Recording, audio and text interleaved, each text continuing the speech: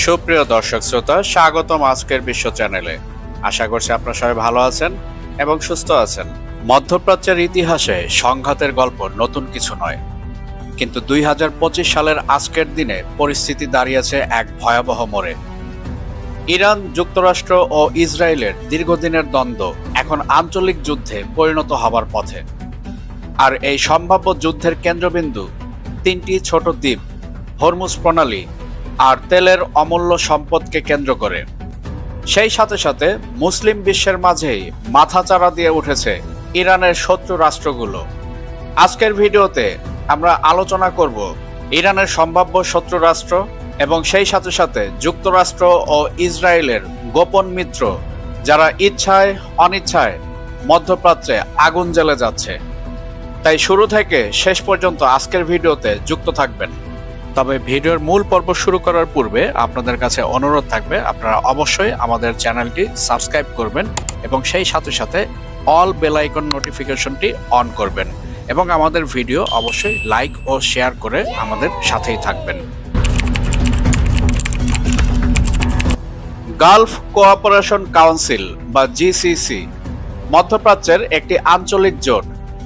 এখানে রয়েছে 6টি দেশ: ওমান, সংযুক্ত আরব আমিরাত, সৌদি আরব, কাতার, কুয়েত এবং বাহরাইন।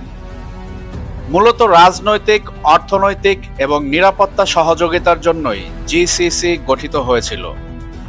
কিন্তু সাম্প্রতিক বছরগুলোতে জিসিসির সবচেয়ে আলোচিত ইস্যু হয়ে উঠেছে ইরান, বিশেষ করে ইরানের আঞ্চলিক প্রভাব বিস্তারের নীতি।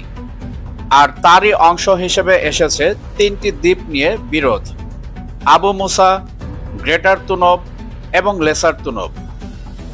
1971 সালে ব্রিটিশ বাহিনী উপসাগর ছেড়ে গেলে ইরান স্বাধীনতা অর্জন করে এবং সেনা মোতায়েন করে এই দ্বীপগুলোতে। 1971 সাল থেকেই এই 3টি দ্বীপ ইরানের দখলে ছিল এবং ইরানের অংশ বলেই বিশ্ব স্বীকৃত। কিন্তু আরব আমিরাত স্বাধীনতা অর্জনের পর থেকেই তারা দাবি করে আসছে এই দ্বীপগুলো সংযুক্ত আরব আমিরাতের ভূখণ্ড। আরব আমিরাত এই বিষয়টি বারবার জাতিসংঘে উপস্থাপন করেছে, কিন্তু ইরান সবসময় বলেছে এগুলো তাদের সার্বভৌম ভূখণ্ড। এ নিয়ে আলোচনা করার কোনো প্রশ্ন নেই, কারণ আরব আমিরাতের জন্মের পূর্ব থেকেই ইরান এই ভূখণ্ডগুলো শাসন করে আসছে। অর্ধ শতাব্দীরও বেশি সময় ধরে এই বিরোধ অমীমাংসিত থেকে গেছে, কিন্তু সম্প্রতি জিসিসির বৈঠকে বিষয়টি নতুন করে আন্তর্জাতিক আলোচনার কেন্দ্রবিন্দুতে উঠে এসেছে। শুধু রাজনৈতিক দাবি নয়, এখন দ্বীপগুলোর কৌশলগত গুরুত্ব এবং প্রাকৃতিক সম্পদও আলোচনার মূল বিষয় হয়ে দাঁড়িয়েছে। মূলত এখানে একটা বিষয় প্রতীয়মান, আর সেটা হচ্ছে মধ্যপ্রাচ্যের একমাত্র স্বয়ংসম্পূর্ণ মুসলিম দেশ ইরান। আর ইরানকে দমানোর জন্য ইসরায়েল ও আমেরিকা এবং পশ্চিমা বিশ্ব শুরু থেকেই চেষ্টা করে আসছে বিভিন্ন উপায়ে।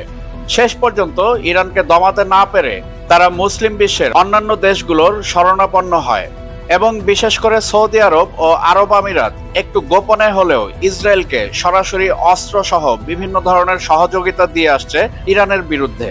আপনারা সবাই অবগত আছেন, কিছুদিন পূর্বেই ইতালির জেনোয়া বন্দরে সৌদি আরবের একটি জাহাজ বোঝাই অস্ত্র পাওয়া গিয়েছিল এবং জেনোয়া বন্দরের শ্রমিকেরা সেই জাহাজটি খালাস করেনি এবং ইসরায়েলে সাপ্লাই দেওয়ার জন্য বাকি অস্ত্রগুলো তারা সেখানে পৌঁছাতে দেয়নি।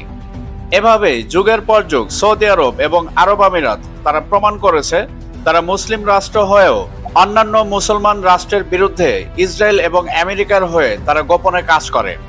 আর এখন সরাসরি ইরানের বিরুদ্ধে যুদ্ধ না করতে পারার কারণে তারা একটি ইস্যু তৈরি করছে, যে ইস্যুকে কেন্দ্র করে তারা ইরানের বিপক্ষে অবস্থান নিতে পারে। কারণ তারা যদি সরাসরি ইরানের বিরুদ্ধে যুদ্ধ ঘোষণা করে, তাহলে তাদের দেশের জনগণই তাদের বিপক্ষে যাবে। এর ফলশ্রুতিতে সৌদি এবং আরব আমিরাতের সরকারের পতন হতে পারে। হরমুজ প্রণালী।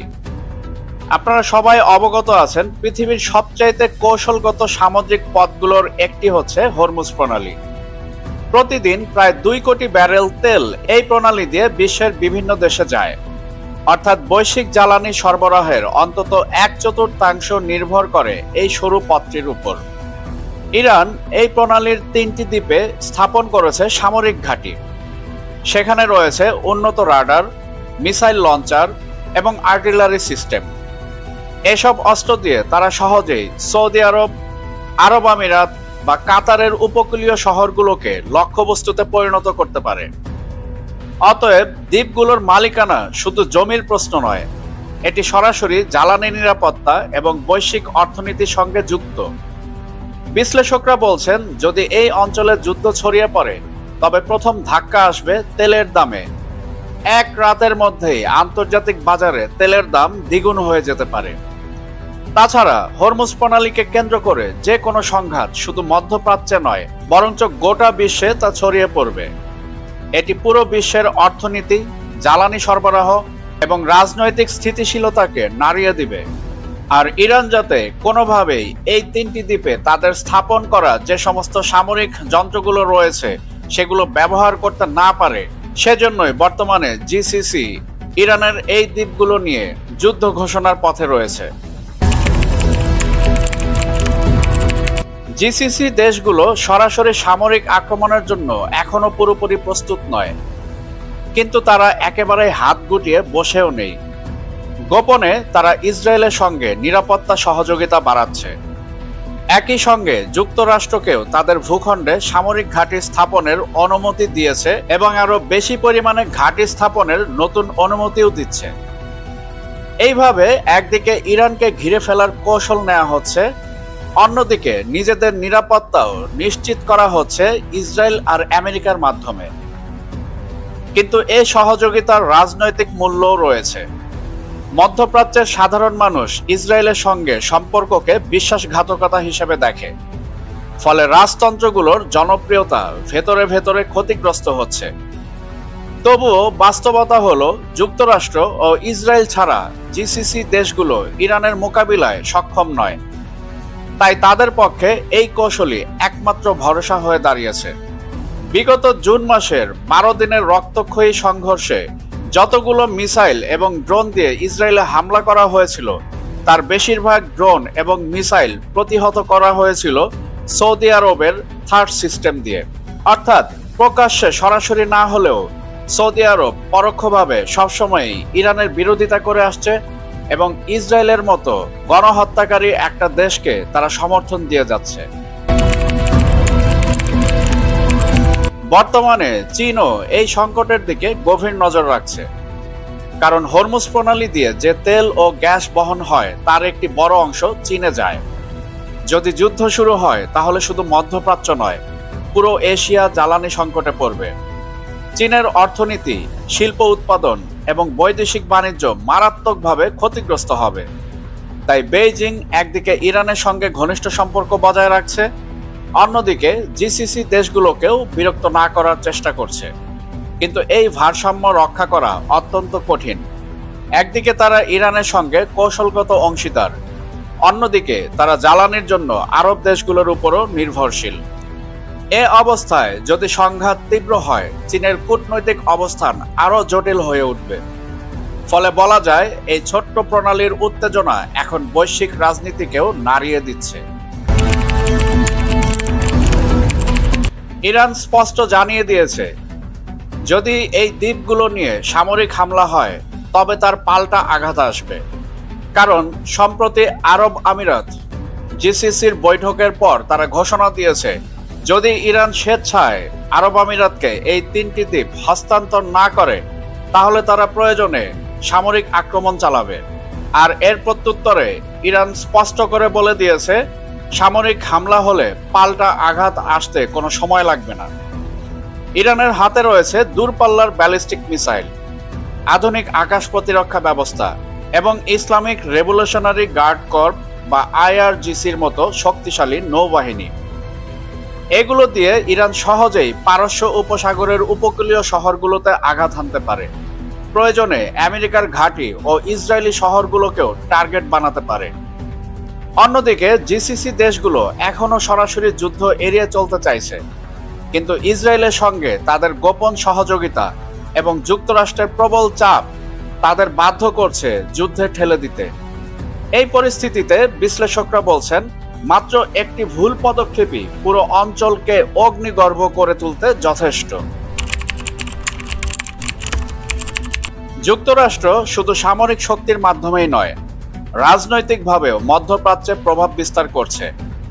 তারা বারবার রাজতন্ত্রগুলোকে সতর্ক করে দিয়েছে, আমেরিকার স্বার্থের বিরুদ্ধে যদি তারা যায় তাহলে তাদের ক্ষমতার স্থায়িত্ব হুমকির মধ্যে পড়বে।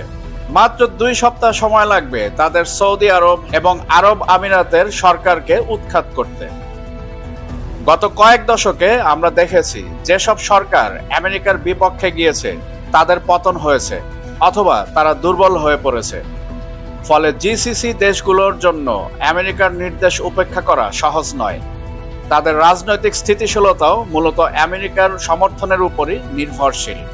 আন্তর্জাতিক বিশ্লেষকরা বলছেন, জিসিসি অভিভুক্ত দেশগুলো আসলে সুদূর প্রসারী কোনো রাজনৈতিক পরিকল্পনা নেই। যদি তাদের তা থাকতো তাহলে তারাও ইরানের মতো স্বয়ংসম্পূর্ণ হতে পারত। কারণ প্রাকৃতিক সম্পদে ভরপুর এই দেশগুলোর কোনো দিক থেকেই কমতি নেই। কমতি রয়েছে শুধু তাদের স্বয়ংসম্পূর্ণ হওয়ার নিজস্ব কৌশল, উপযুক্ত শিক্ষা ব্যবস্থা এবং অন্যান্য মুসলিম রাষ্ট্রগুলোর প্রতি সহানুশীলতার অভাব, যার ফলে মুসলমান রাষ্ট্র হয়েও তারা ইহুদি এবং খ্রিস্টান রাষ্ট্রগুলোর উপর সম্পূর্ণরূপে নির্ভরশীল এবং তাদের কথা অনুযায়ী তারা অন্যান্য মুসলমান রাষ্ট্রগুলোর উপর নির্যাতন চালায় নির্দ্বিধায়। বন্ধুগণ, এবার আমরা আলোচনা করব ভবিষ্যৎ দৃশ্যপট নিয়ে। যদি সংঘাত শুরু হয় তাহলে কি কি হতে পারে? প্রথম আঘাত পড়বে তেল ও গ্যাস সরবরাহে। এক রাতের মধ্যেই বিশ্ববাজারে তেলের দাম আকাশচুম্বী হয়ে যাবে। দ্বিতীয়ত, শরণার্থী সংকট তৈরি হবে। উপসাগরের শহরগুলো হুমকির মুখে পড়লে লাখ লাখ মানুষ দেশ ছেড়ে পালাতে বাধ্য হবে। তৃতীয়ত, ইরান সরাসরি যুক্তরাষ্ট্রের ঘাঁটি ও ইসরায়েলি শহরগুলোতে হামলা চালাতে পারে। এতে সংঘাত আঞ্চলিক সীমা ছাড়িয়ে বৈশ্বিক পর্যায়ে পৌঁছে যাবে। এমনকি বিশ্ব শক্তিগুলোর টানাপোড়েন আরও স্পষ্ট হবে। চীন ও রাশিয়া একদিকে, আর যুক্তরাষ্ট্র, ইসরায়েল ও আরব দেশগুলো অন্যদিকে। ফলে এই দ্বন্দ্ব থেকে শুরু হওয়া একটি যুদ্ধ সহজেই বিশ্ব রাজনীতির নতুন অধ্যায় হয়ে উঠতে পারে। ইতিহাস আমাদের শিখিয়েছে, মধ্যপ্রাচ্যের একটি ছোট্ট স্ফুলিঙ্গ গোটা বিশ্বের রাজনীতিকে পাল্টে দিতে পারে। তাই আজকের আবু মুসা, গ্রেটার তুনব ও লেসার তুনবের মতো দ্বীপগুলো নিয়ে বিরোধ শুধুমাত্র জমি বা সার্বভৌমত্বের প্রশ্ন নয়, বরং এটি শক্তির খেলা, সম্পদের যুদ্ধ এবং বৈশ্বিক নেতৃত্বের প্রতিযোগিতা। প্রশ্ন হচ্ছে, আন্তর্জাতিক সম্প্রদায় কি সময় মতো আগুন নেভাতে পারবে, নাকি এই অঞ্চল আবারও রক্তক্ষয়ী সংঘাতের দিকে ধাবিত হবে? মধ্যপ্রাচ্যের এই সংকটের উত্তর খুঁজছে পুরো বিশ্ব। ভিডিও শেষ করার পূর্বে আপনাদের কাছে অনুরোধ থাকবে, আমাদের চ্যানেলটি সাবস্ক্রাইব করে আমাদের সঙ্গেই থাকবেন এবং সেই সাথে সাথে all bell icon notification on করে দিবেন, যাতে করে পরবর্তী যে কোনো আপডেট আপনি সবার আগে পেতে পারেন। আর অবশ্যই আমাদের ভিডিও লাইক এবং শেয়ার করবেন। বন্ধুগণ, ভিডিও আজকার দীর্ঘায়িত করছি না। আমি আপনাদের সবার সুস্বাস্থ্য কামনা করছি। আপনারা সবাই ভালো থাকবেন, সুস্থ থাকবেন। আজকের বিষয়ের সাথে থাকার জন্য আন্তরিক ধন্যবাদ।